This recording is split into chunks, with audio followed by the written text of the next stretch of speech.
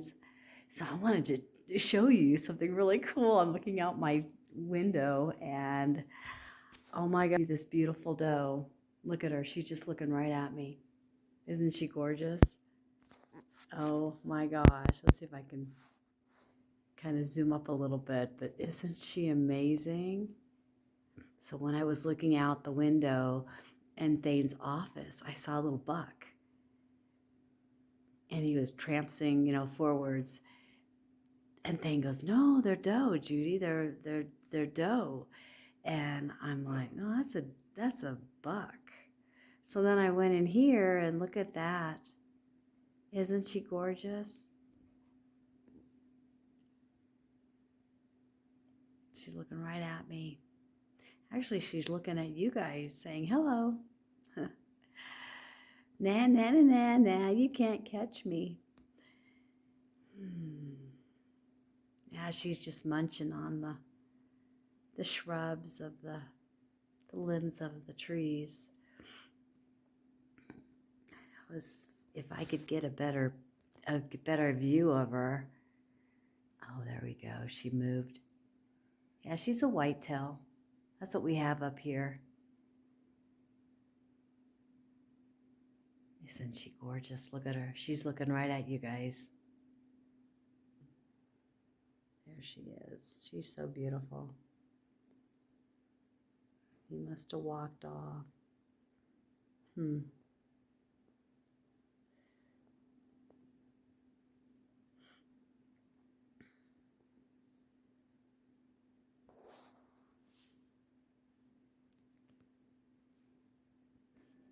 Here's a different view.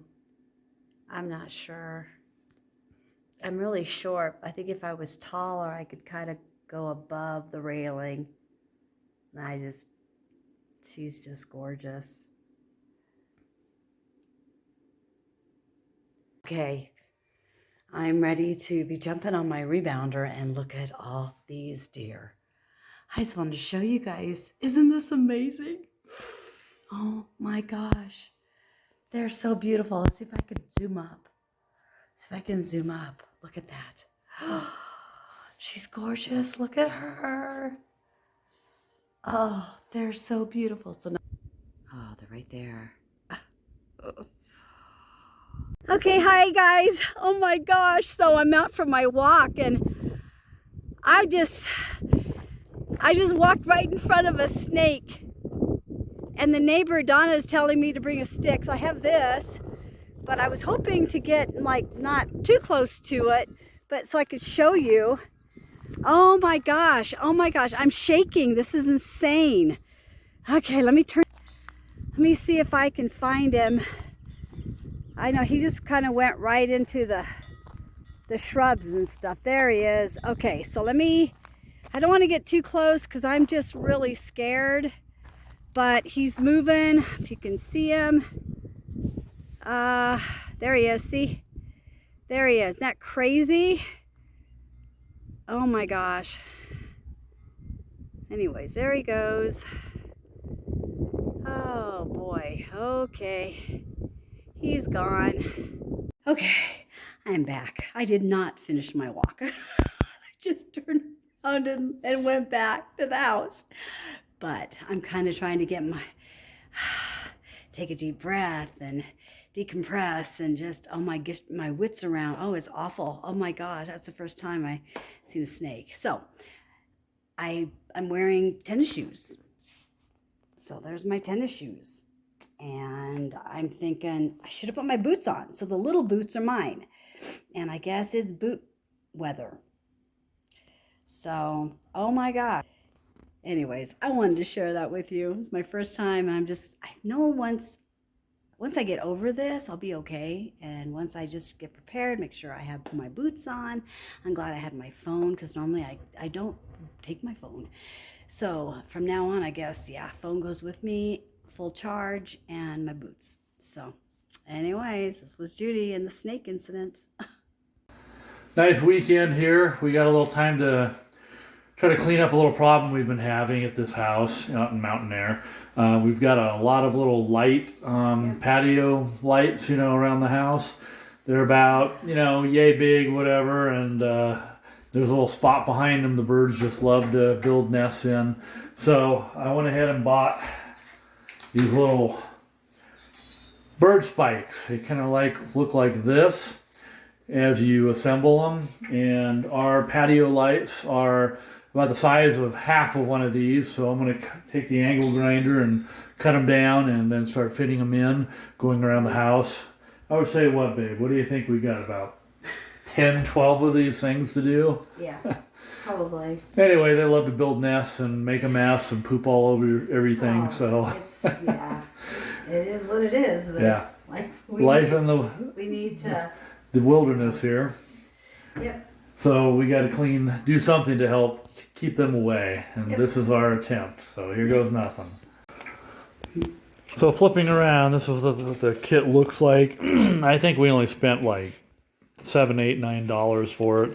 And there's enough of these little spike pieces and rail systems to easily do what we want to do. So I think all I got to do is bend them in half. I'll probably just take the angle grinder real quick and then get them cut to fit better, and then get them behind our patio lights, and then hopefully they'll keep the birds away.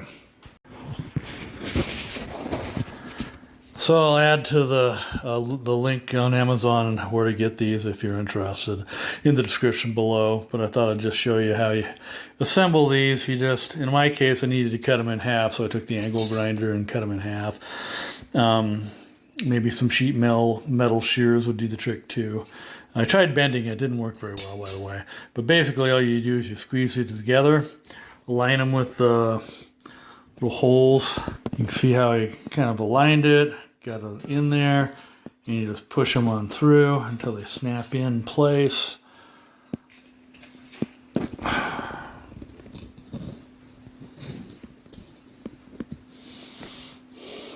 Just push it the rest of the way with your thumb there, and it snaps right on in. And you keep doing it for the rest of the little holes going across here. And I'll show you how I'm going to place them in our porch lights in a second. So this is what I ended up doing here. You see the little spikes, I just laid them in here.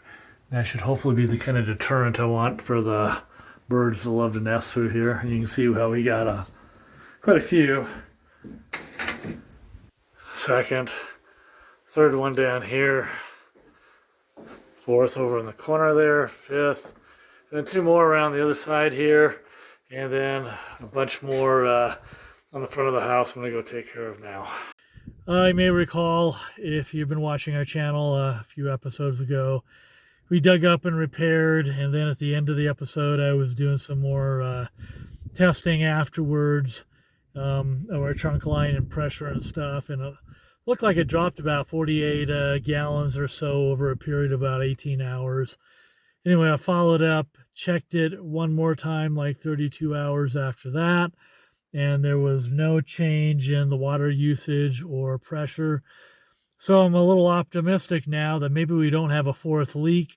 I'm going to go check it now. Yet another, I think we got to be close to 96 hours, at least 72 now. I'm losing track of time since that last successful reading. So I might just call this done if it reads well. I'm also going to check up on another problem we discovered. Hopefully it's not a very serious problem. But I think it was the number one booster pump had started smoking or smelling burned out while it was pumping, is what Speedy or Antonio had discovered when they were down in the culvert working with it and trying to adjust the pressure and stuff. Because this system's pressurized pretty high, and in part because the one trunk line goes all the way up the hill here to a much higher elevation, so we do need a lot of pressure. But on the lower trunk line, it doesn't need so much pressure, and we, in the long term, need to do something about that to bring that pressure down for the lower trunk line. So we did a little tweaking to try to bring it so it wasn't pushing that 150 psi. It's down closer to 135 right now. Anyway, let's go check this out. Okay, I did call it right. It's pump number 1 here. The other one's labeled number 2. That's the one that's hooked up right now is number 2, so we can keep things pressurized here. You can see the water is open. The ball valve for this water line is open for this pump while the other one's closed. Anyway, one of the things I wanted to do was take a good close look here. If by some weird chance we're lucky and this turned, it wasn't seizing up. Well, it definitely does not turn very easy. I can push it a little bit.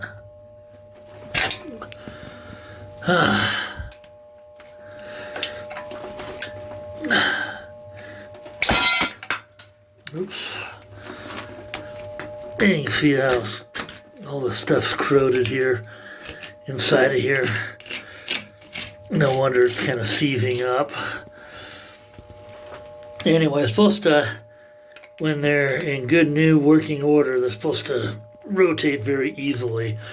I'm putting a lot of pressure trying to push that. You can see it's definitely pretty stiff. Anyway, if this was turning real easily, I would think that the pump down below here, inside of here, would be not the problem. That it could even, we could be lucky and have just a bad capacitor, which is in here, or the motor itself in this area. Both are easy and cheap to replace, but the main shaft here down to the pump is not so cheap to replace and rebuild. So it looks like we've got one that may not be, does seem fairly stiff. It does rotate, but like I say, it's stiff.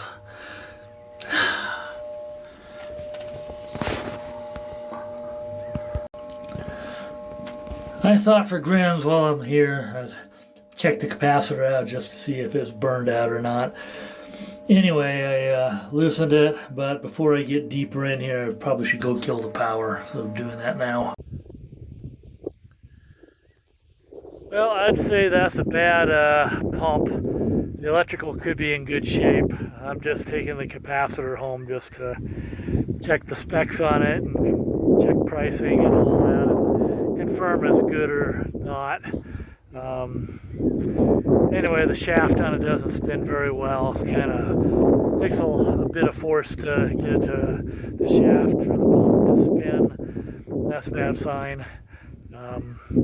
Got a guy in Albuquerque that I guess rebuilds these things for like $1,300. I don't know if that includes the pump portion or just rewrapping the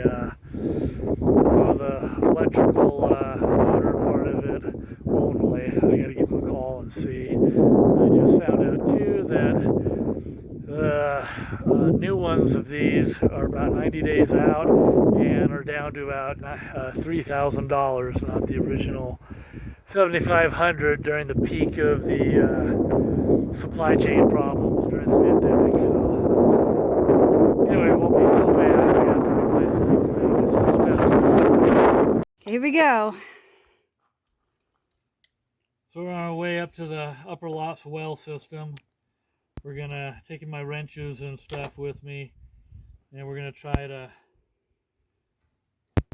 get the pump detached from it so we can take it into the city next weekend and see if we can get it repaired, get a quote on it, and see what the repair guys charge for something like this. I'm hoping it's pretty reasonable, and if it is, we'll probably get the second pump rebuilt too, because they're both like 15, 16 years old, and even though they've not been worked very heavily at all, no homes are on them, just the aging of them seems to have really corroded them and worn out the pump shaft and the pump unit itself. The motors, I think, are still in good shape, but we'll know soon. We'll have them diagnose the whole thing. Anyway, we're going to drive up there, and we'll see how it goes. So I just wanted to say a couple things. So we just want you to come along with us while we figure out how to get this out of the well. Video segment. It's good shape. So that's the Put it capacitor. back on. Okay. I did chip it a little bit, but that didn't seem to affect it. Right. Okay, so if you didn't catch that, he tested the capacitor and now he's going to put it back in.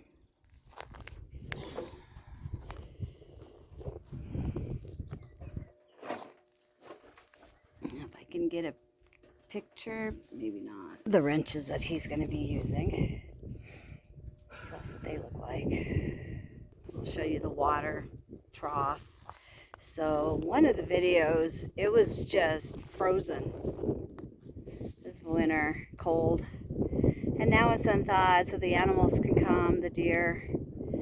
They can come and they can drink all they need to drink to get hydrated. So I don't know if you can see the two pumps, but he's going to take the one that's on the left out. Hey, it loosened. Oh, good.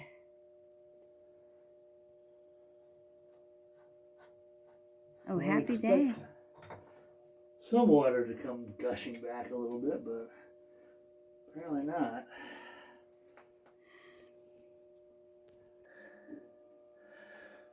So what we got here is a little nut's been loosened now. You can see right here where the two come together. I pull the same with the back side too, and the ball valves are shut off on both sides of it. So I should be able to just monkey this thing around.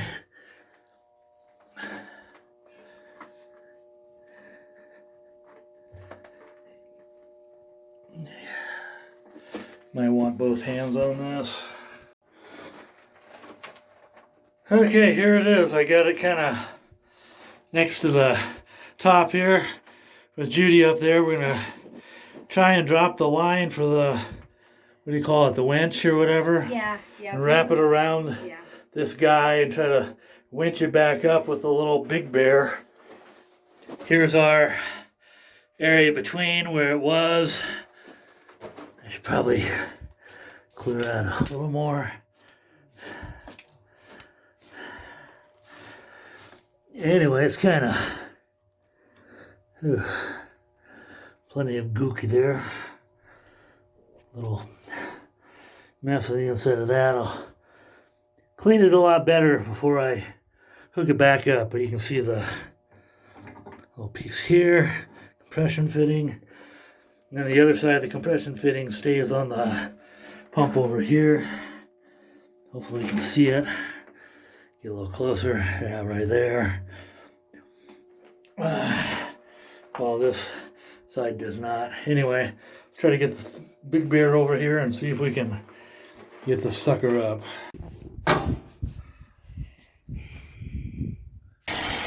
Okay, so there's the winch, if you can see that. Yeah, it's not working. Oh no. No, not cool. Alright, good.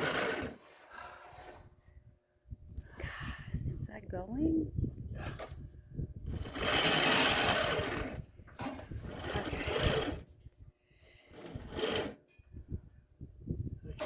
Okay, so he's gonna wrap that around the pump, and then I'm gonna, hopefully I can do this.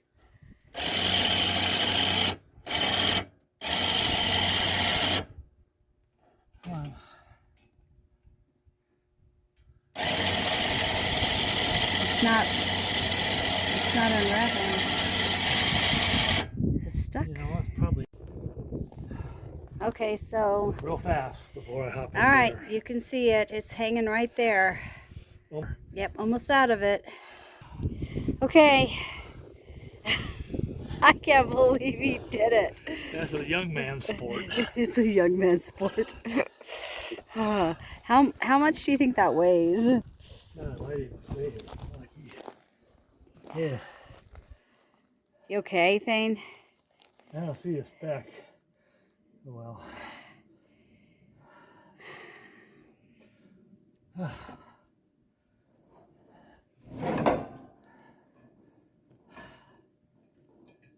good. Come on.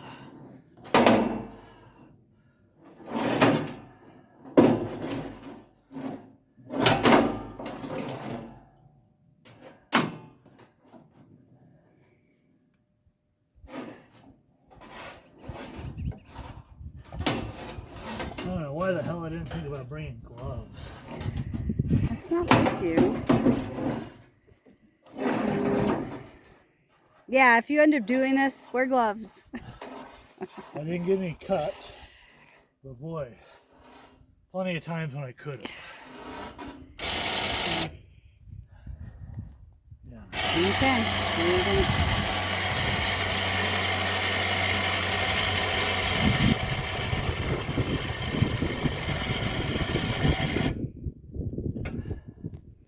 Okay, what a handy little gadget. Yeah. All right. And here the big sucker is waiting for us in my bag of tools. We'll be back for it all shortly. So the hardest part is done. It's out and waiting for us to bring the truck back. We'll go back on the Big Bear, retire it for the day, and then grab the truck and come back and get this in the bed of the truck somehow and get my gloves. Not going to do any more work with this. So I believe the reason we have to get the truck is because he has this deal on the front of the four-wheeler. Yeah, a little spray tank. When we used to live in Banks, there was blackberries everywhere, and they have the prickles. You guys remember? And had to spray a lot. He had to spray a lot. So, and it never. He's never taken it off. Tried once, didn't want to come off. Those ratchets are like permanent now. So, yeah. Oregon rain, rust, you know, whatever. I don't know why they're still stuck, but anyway, another project for another day. Right now, this project is for getting this pump ready to go back to Albuquerque to the Motorworks guys and have them tear into it and hopefully get us a cheap solution, or at least a lot more affordable than some of the other options we have. So we're here in Albuquerque. We took the pump from the pump house in our upper lot over to Electric Motor Company in Albuquerque. Yep. And it's right behind Judy there. Yeah, I think you see it right there. So we're dropping it off. There's like a $75 teardown fee or deposit. I'm not sure which, but at least we can find out what's wrong with it and how much it's going to cost to repair it. We have another one, also a backup one in the pump house there, that's in poor shape too, but not as bad as this one. So if we can do it, we'll if this makes sense, we'll bring the other one up here too. Thank you for watching an episode of Nature Preserve Life in Mountainair, New Mexico. If you'd like to follow along and support our channel, please press the subscribe button and gong that bell to be notified. After all, it's free. Free is a very good price. In the future, we will plan to focus our episodes on our eco-friendly build of earthen construction and dark night astronomy, that big guy there, and tourism of the regional area, as well as establishing a Patreon account for the sole support of wildlife in Deer Canyon Preserve. So stay tuned. Cheers.